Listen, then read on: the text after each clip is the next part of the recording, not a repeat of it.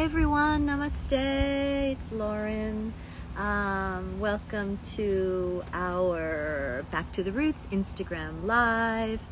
I am here, usually with Keith Partington, but Keith is off having a baby. He actually had a baby, taking care of his new baby. And so I'm going to be with you guys today solo. And we are going to continue our conversation that we've been having the past few weeks about the Yoga Sutras of Patanjali. And so I believe we're up to Tapas. That's what Keith told me we are. So Tapas, as some of you know, is the really important part of the yoga practice. Tapas is about, translates to mean heat and purification, but it really is about moving through the intensity of an experience so that you can come out the other side renewed or restored, or actually experiencing some sort of growth through going through a difficult challenge, right? And so when we say tapas, it's really also about austerity. And by austerity, we mean by restraining ourselves to be disciplined in our yoga practice. And for a lot of people, you know, discipline comes easy. I'm one of those people. I'm a disciplined person. I wake up every day, I do my practice, I meditate, I do my swim or whatever I'm doing for that day, and it's easy for me. You know, in the Ayurvedic tradition, we classify personality types into 3 different categories based upon the elements that are in their constitution, the primary elements that are in their constitution. And I'm going off on a little bit of a tangent here, but I think it is relative to mention this. So we have the 5 elements: earth, water, fire, air, and space. And so each of us have some combination of those 5 elements in our system. Some people have more earth and water, and that's the Kapha dosha. Some people have more fire and water, and that's the Pitta dosha. And some people have more air and space, and that's the Vata dosha. So the Kapha dosha is the personality type that tends to be more grounded, more stable, more steady. The Pitta dosha is the one who is very disciplined, who is the leader, who is the one that takes risks, who is the one that's very organized. The Vata dosha is the creative one. It's the one who is spontaneous and creative and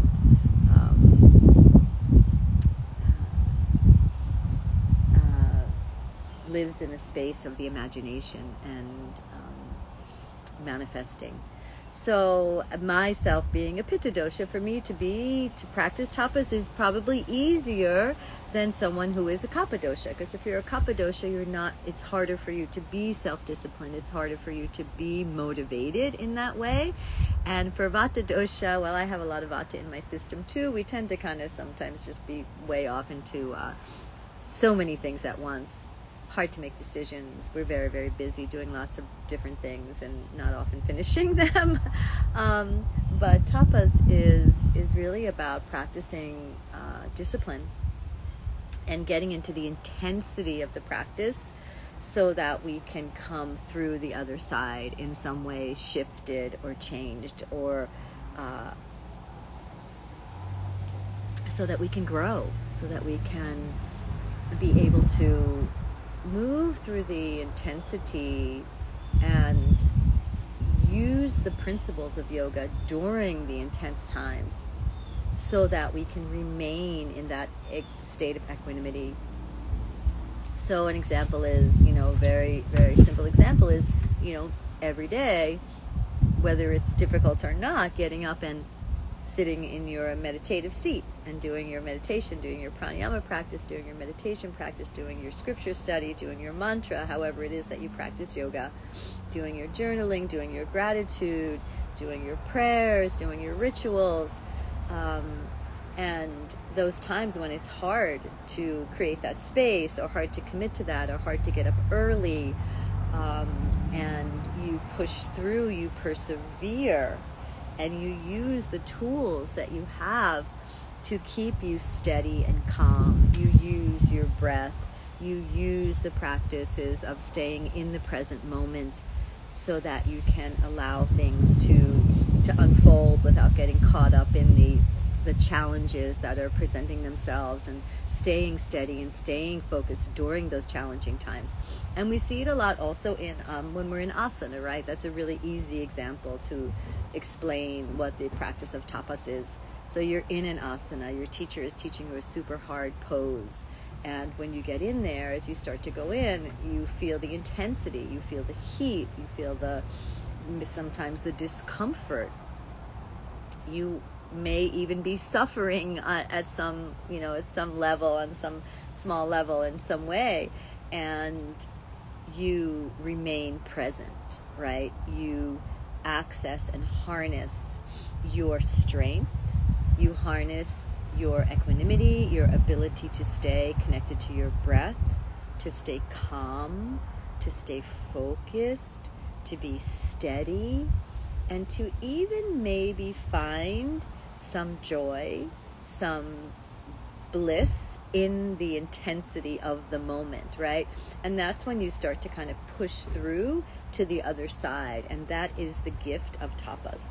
When you get in there and you work through the hard challenges and you start to feel yourself growing from moving through those challenges, and you're able to be in more and more difficult experiences, more and more difficult poses, and throughout the challenges of those difficulties, you are able to remain calm and detached in a way where you are not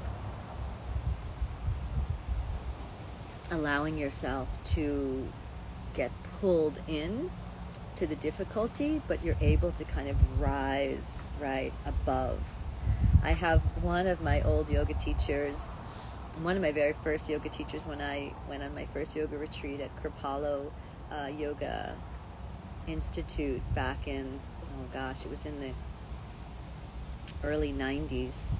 And he used to say to me, Amrit Desai was his name, Guru Amrit Desai. He would say, learn to experience all sensations as if they were one, right? And that's a crazy. So we'd be doing all these crazy poses and different, meditations and eating in silence. It was very strict Kripalu back then. It actually was more like an ashram where all your meals were in silent. Everybody wore white. It was very, it was a very kind of sacred experience. Now it's very different. It's more like kind of a spa yoga retreat center. But learn to experience all sensations as if they are one. And he would say that when we were in yoga class.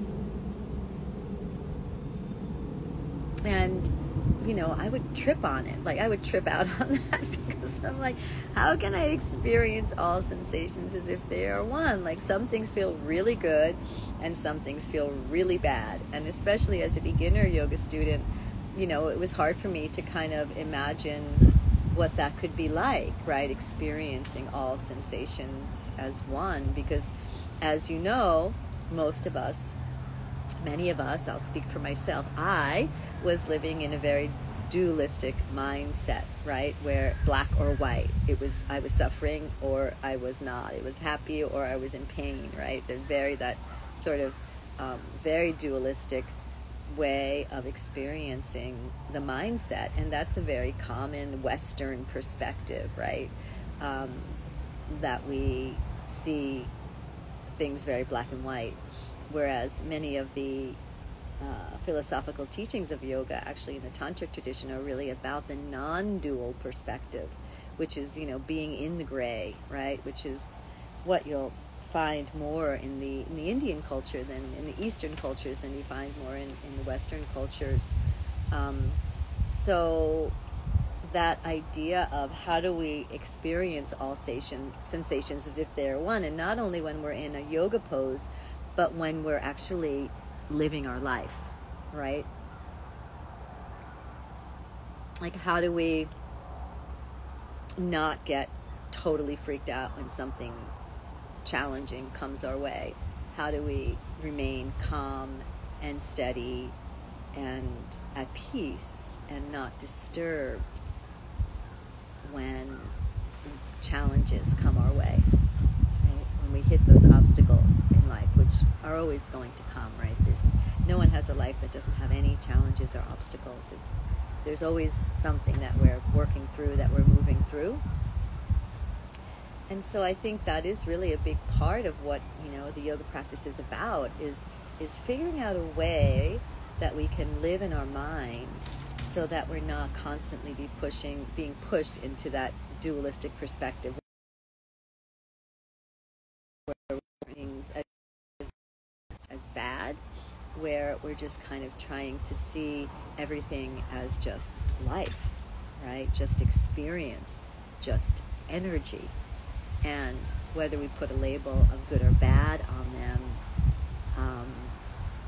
that can really cause us to get in a very powerful way, to suffer, right? To get attached to certain things that we feel are good and to avoid certain things that we feel are bad. And then that takes a lot of energy. So in Tapas, back to Tapas, we are diving in to the intensity, right? And we're not labeling it as something bad. We are just committing ourselves to it. And as we commit ourselves, we grow stronger. And as we grow stronger, we're able to tolerate higher and higher levels of intensity. Excuse me. I'm on an Instagram Live, babe. Yes. Yep. So, sorry, my husband interrupted. So in Tapas we are developing a practice that allows us to integrate the tools of yoga, our mindfulness, our breathing techniques, our awareness, our ability to be present. And as we get stronger and stronger at using those tools in more and more challenging situations, those situations will get easier, right? It will just make us stronger, and our level of tolerance will get higher, and we will be able to tolerate more and more challenging situations. And so not only in yoga poses, right? Because obviously, this applies to our asana practice, because we want to be able to do more and more challenging poses and still be in that same beautiful equanimous mindset, right? So if we're sitting in just a yogic seat and we're able to be present and breathing fully and in a state of a calm grace, that's the presence that we want to bring into more and more advanced poses. So eventually we're doing a Trikonasana pose and we have that same ease, right? Eventually we have that same presence that is completely balanced, completely blissful. We feel connected to Source, we feel connected to the divine. It is an experience that is beautiful, right? And then eventually when we get into more and more challenging poses, when we're doing, I don't know, whatever pose is super challenge for you, a full Hanumanasana or an Urdhva wheel back bend, or an arm balance or an inversion or something that's tricky for you, that you're no longer worrying or feeling stressed or feeling fearful or feeling like you're trying really hard, but you've settled into this beautiful state of balance and ease that is the same that you would have if you were just sitting in a simple seat. And so Tapas, as we develop our strength to and be present, that allows that, right? And we grow. And the beauty of it is not that this is designed, this practice, just to get us into more challenging yoga poses, but ultimately this is the practice that is designed to help support us through more and more challenging experiences in life, right? So at first we are getting disturbed because somebody, I don't know, knocked into us on the subway, and we get agitated, right?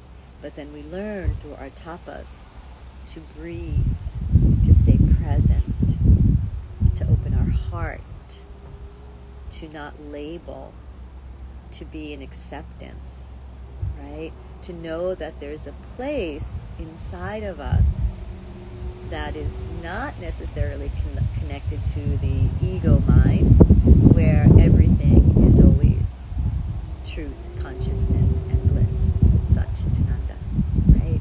And that place, which is the essence of the true self, right? As Patanjali says in the first few sutras, that, we are not our senses, right? We think we are our thoughts, but we realize that we are more, that there is a true essence, right?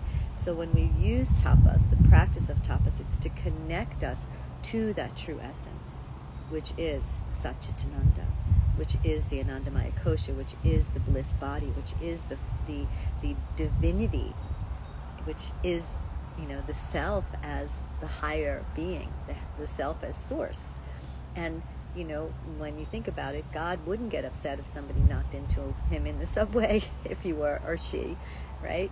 So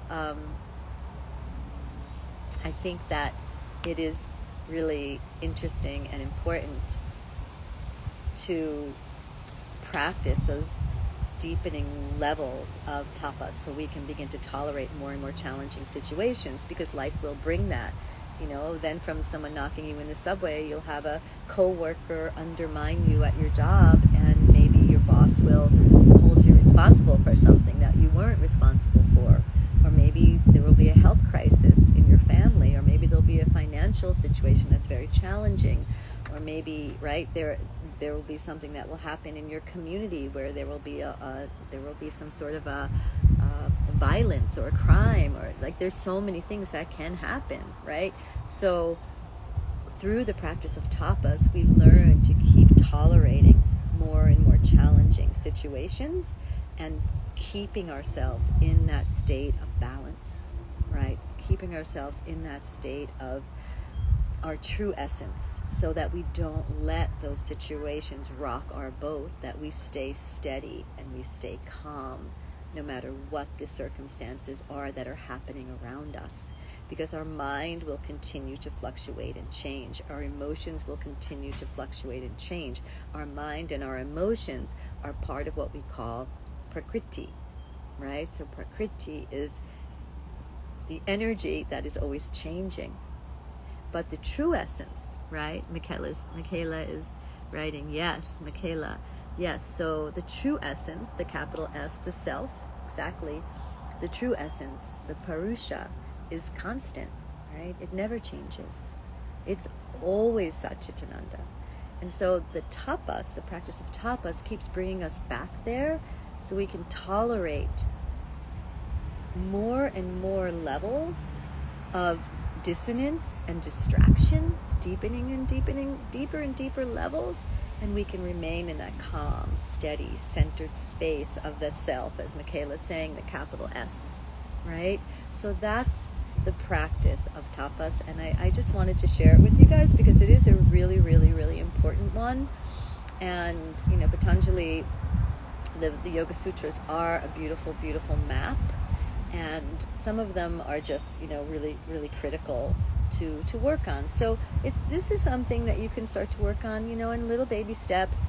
You can start by, when you're in a yoga asana that feels challenging, to try to find a place inside where you can feel calm, even though you might be experiencing strong sensations, right? And how do you do that? Usually we'll work with a mantra, we'll work with a work with connecting to your breath. You can work with the visualization.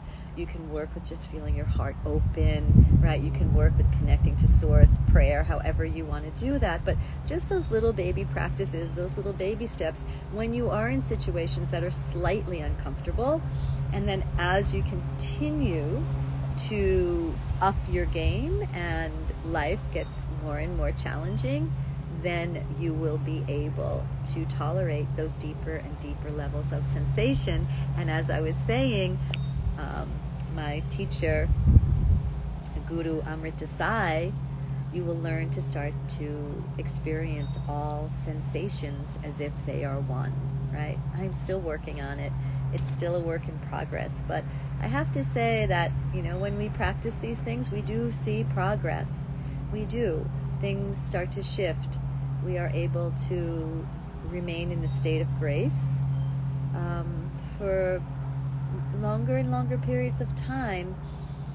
And you will see over time that you will grow and you will expand, and energetically you will evolve. And that's what being on this yoga path is all about. So thank you all for joining me, and sending out beautiful shout out and lots of love to Keith and his new amazingly beautiful baby Vince. Welcome to the world. Hope you guys are having a wonderful, wonderful day. And I see that, I think it's Keith's mom is on. So congratulations on the baby. And sending you all lots of love. And we'll see you next week. Have a beautiful, beautiful week. If you want to talk to Keith and I, just DM us at Sonic Yoga. See you all soon. Namaste.